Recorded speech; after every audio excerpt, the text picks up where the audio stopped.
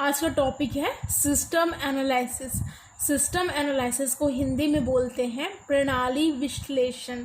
तो इसका सिनॉप्सिस हम लोग देखते हैं। इसकी सिनॉप्सिस इस प्रकार है।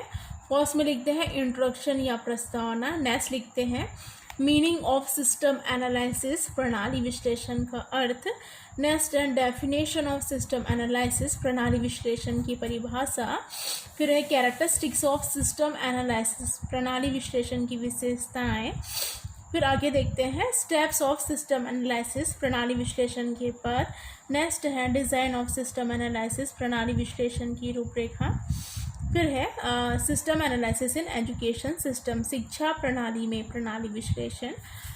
फिर नेक्स्ट है education implementation of system analysis, प्रणाली विश्लेषण का शिक्षा में प्रयोग।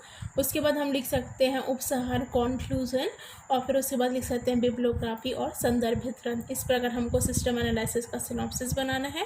सबसे पहले हम अब सिस्टम एनालिसिस का सबसे फर्स्ट पॉइंट देखते हैं इंट्रोडक्शन, प्रस्तावना। तो सिस्टम एनालिसिस में क्या हम इंट्रोडक्शन लिख सकते हैं।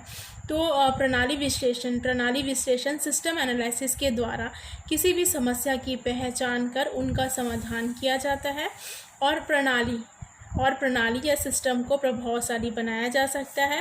प्रणाली विश्लेषण किसी व्यवस्था के सैद्धांतिक पक्ष की अपेक्षा व्यवहारिक पक्ष को अधिक महत्व देता है। प्रणाली विश्लेषण में संपूर्ण प्रणाली का अध्ययन किया जाता है और निदान के आधार पर ही सुधार की व्यवस्था की जाती है।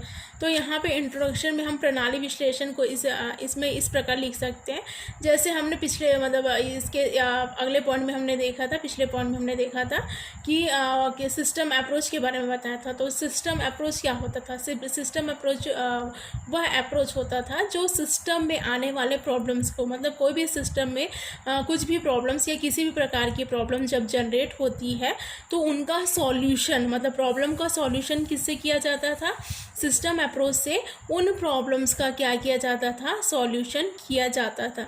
बट यहाँ पे पॉइंट है सिस्टम एनालिसिस, मीन्स के भी दो शब्दों से मिलकर बना है, सिस्टम प्लस एनालिसिस।